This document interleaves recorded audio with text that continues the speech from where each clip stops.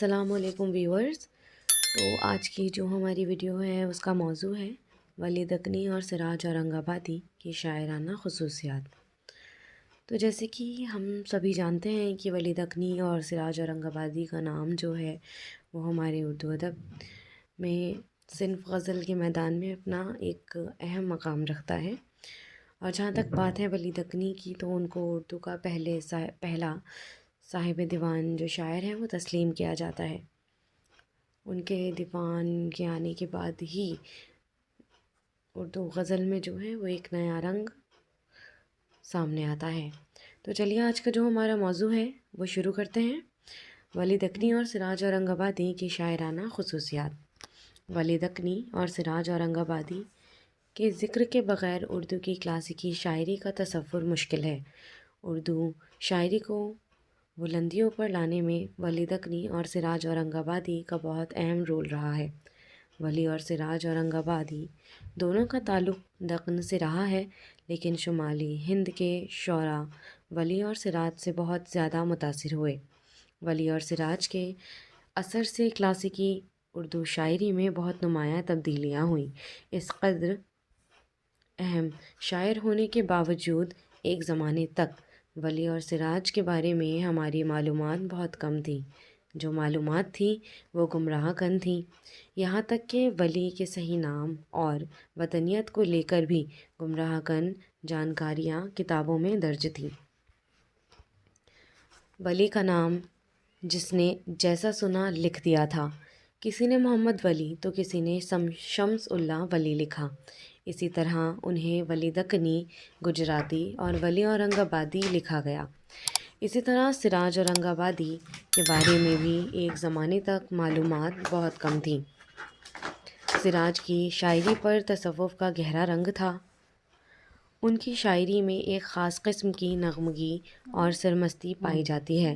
سراج اورنگ آبادی کا تعلق موجودہ مہاراشٹر کے تاریخی شہر اورنگ آباد سے تھا، جو اس وقت دکن کا حصہ تھا۔ انہیں شاعری کے لیے بہت کم وقت ملا، لیکن کم وقت میں ہی سراج نے جو کچھ کہہ دیا وہ انہیں رہتی دنیا تک باقی رکھنے کے لیے کافی ہے۔ تو ہم بات کریں گے ولی دکنی کی شاعرانہ خصوصیات کے بارے میں۔ تو شاعر کی حیثیت سے ولی دکنی کا مرتبہ بہت بلند ہے۔ انہوں نے نہ صرف اپنے دور کے تمام ادبی اور فکری خوبیوں کو اپنی شاعری میں سمویا، بلکہ بیان کی لذت اور زبان کی تعمیر کا اعجاز بھی دکھا دیا۔ اسی میں ولی کی کرامت کا راز چھپا ہے۔ تصوف اس زمانے کی فکری اور اخلاقی بلندی کا معیار تھا۔ ولی کے کلام میں تصوف ہمیں اسی بلندی کی طرف لے جاتا ہے۔ جیسے ان کا ایک شعر ہے کہ رنگیلے شعر کا کہنا کیا تھا ترک مدت، رنگیلے شعر کا کہنا کیا تھا ترک مدت، تیرا یوں قد ہوا ہے پھر کے باعث فقر عالی کا۔ ولی نے اپنی غزلوں میں زیادہ تر محبت کے جذبات کا بیان مختلف صورتوں سے کیا ہے۔ یہ جذبہ محبت و وسعت اختیار کر کے مسلک تصوف کا عشق بن گیا۔ اردو شاعری میں ابتدا سے ہی تصوف کے خیالات جاری و ساری رہے ہیں۔ ولی نے بھی ان خیالات کو بڑی خوبصورتی، ولولے اور قوت کے ساتھ پیش کیا ہے۔ غزلوں کی ایک بڑی خصوصیات یہ بتائی جاتی ہے کہ ان میں عام قلبی جذبات کو آپ بیتی کی شکل میں پیش کیا جا سکتا ہے۔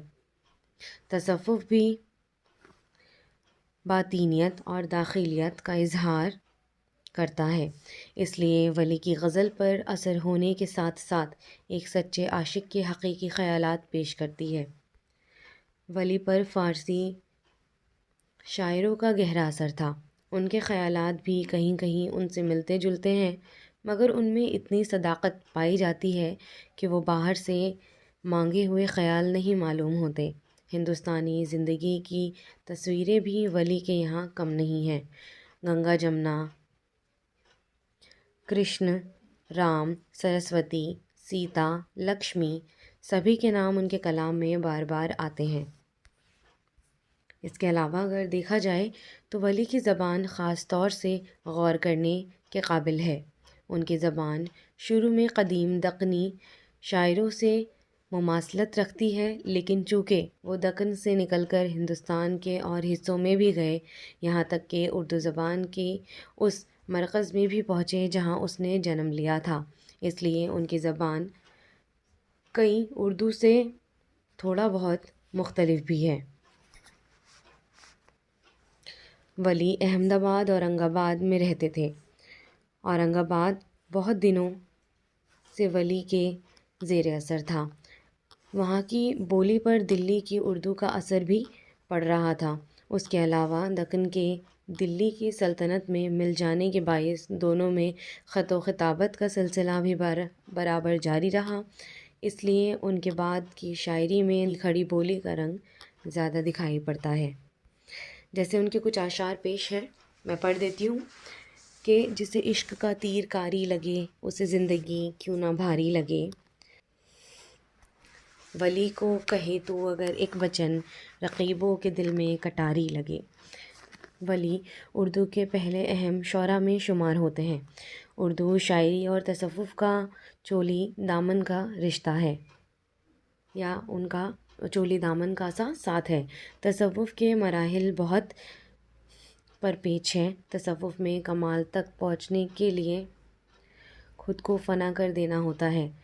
ولی دکنی بھی درجائے کمال تک پہنچنے کے لیے اپنی ذات کے فنا کر دیے کو ضروری سمجھتے ہیں، اپنی ذات کو مطلب کہ فنا کرنے کو ضروری سمجھتے ہیں، یعنی کہ اپنے آپ کو خاک میں ملائے بغیر معروفیت کی منزل نہیں ملتی۔ ولی دکنی کا مشہور شعر ہے کہ عشق میں لازم ہے اول ذات کو فانی کرے، عشق میں لازم ہے اول ذات کو فانی کرے، یوں فنا فی اللہ دائم ذات یزدانی کرے۔ کلیات ولی میں تقریباً تمام اصناف سخن پر مشتمل کلام ملتا ہے۔ بے شک وہ ایک قدر الکلام شاعر تھے، تمام اصناف سخن میں طبع آزمائی کی، لیکن ان کا اصل جوہر غزلوں میں ہی کھلتا ہے۔ ولی کے کلام میں بلا کی رنگینی اور دلکشی پائی جاتی ہے۔ ان کی شاعری میں حسن و عشق کی بڑی اہمیت ہے۔ غزلوں میں محبت کے سراپا کا ذکر جس ولہانہ انداز میں کرتے ہیں وہ ولی کا ہی حصہ ہے۔ ولی کے کلام میں تشبیہات و اشتعارات کا استعمال بھی بہت اہم ہے۔ انہوں نے رائج تشبیہات کو تازگی اور طاقت بخشی۔ انہوں نے نئے اشتعارے واضح کیے جس سے غزل کے دامن کو وسعت ملی۔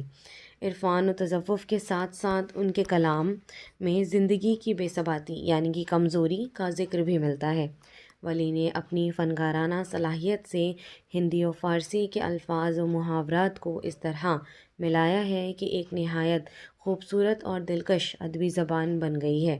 ولی نے مختلف صنعتوں کے استعمال سے اپنے کلام میں حسن پیدا کیا ہے۔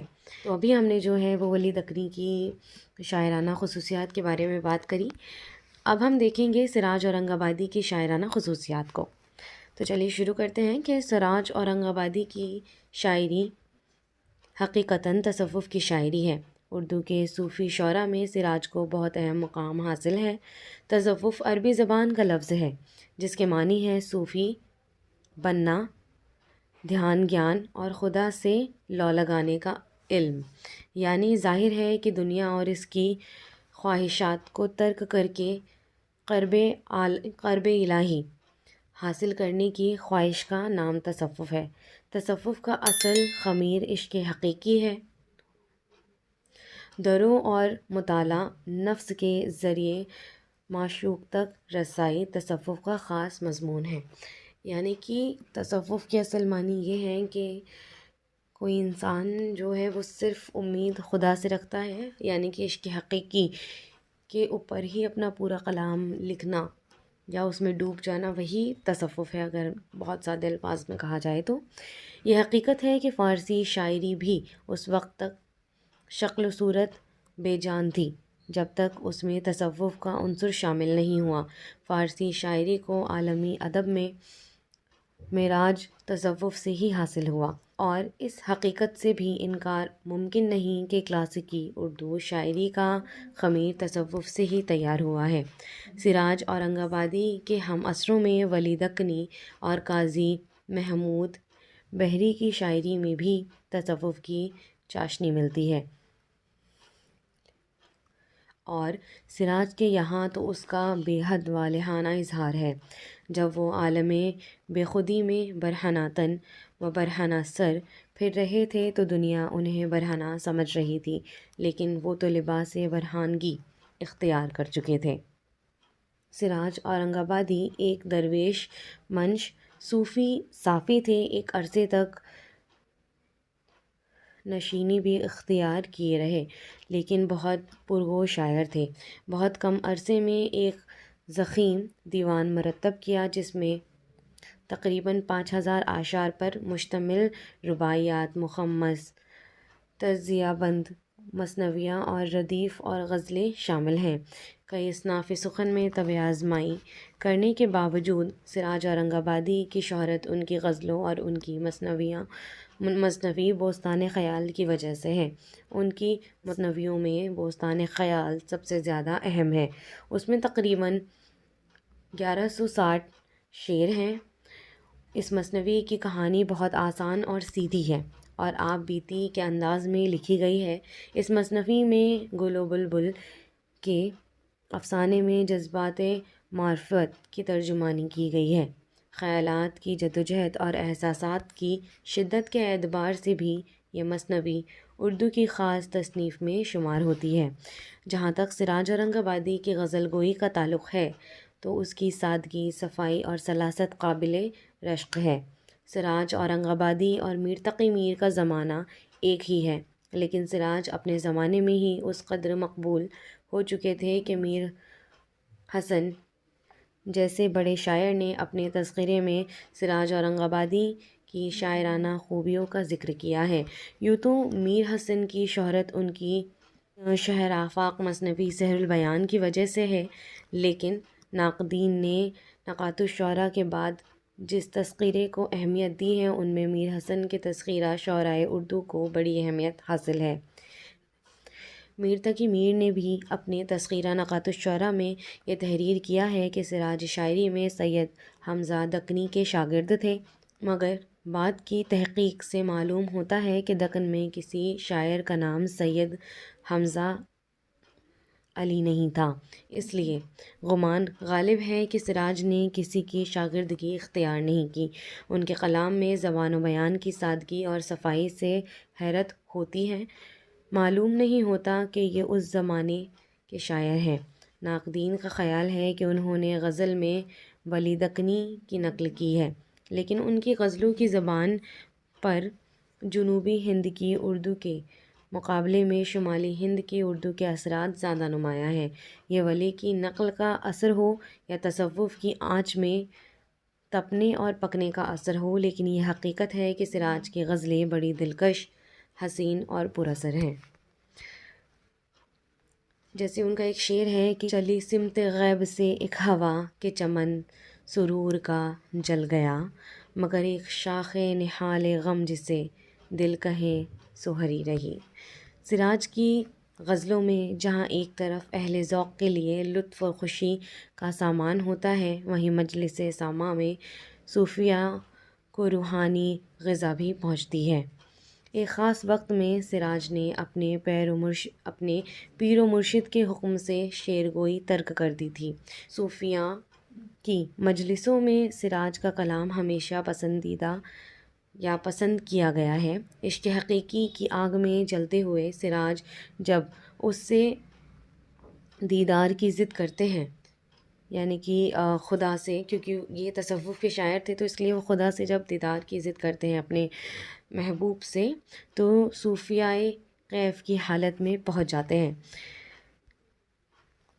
سیدھا سادہ بیان اور خیالات کی شگفتگی اور بلندی نے آپ کے کلام میں بلا کی دلکشی پیدا کر دی ہے۔ ولی دکنی کی طرح آپ کا کلام بھی ایام اور ذو معنی الفاظ سے پاک و صاف ہے۔ اکثر غزلوں میں حسن و عشق کے بیان کے ساتھ توحید، معرفت، طریقت کے مضامین بھی شامل ہیں۔ اور ایک ان کے شعر کے ساتھ میں اس ویڈیو کو ختم کرتی ہوں کہ شعلہ جو جب سے نظر آتا نہیں، شعلہ جو جب سے نظر آتا نہیں، لوٹتا ہے تب سے انگاروں پہ دل۔ تو امید کرتے ہیں کہ آپ کو ولی دکنی کی اور سراج اورنگ آبادی کی جو شاعرانہ خصوصیات تھیں وہ بہت حد تک واضح ہوئی ہوں گی۔ تو اگر ویڈیو پسند آئی ہو تو پلیز اسے لائک اینڈ سبسکرائب ضرور کریں۔ بہت بہت شکریہ۔